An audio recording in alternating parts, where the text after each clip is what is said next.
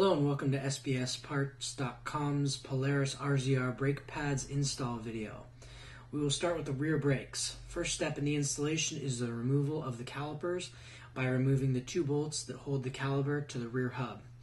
Once the calipers are removed, visually inspect and feel for any striations on the rotors. If there are any irregularities, have the rotors turned or replaced. Use a clamp to depress the caliper piston in order to remove the brake pads.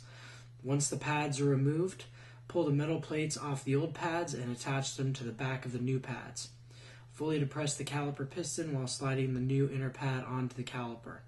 Then slide the outer pad in place.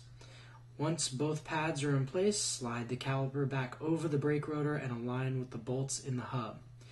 Replace both bolts and thread both in by hand and then tighten down to factory specs. Repeat the procedure on the other rear brake.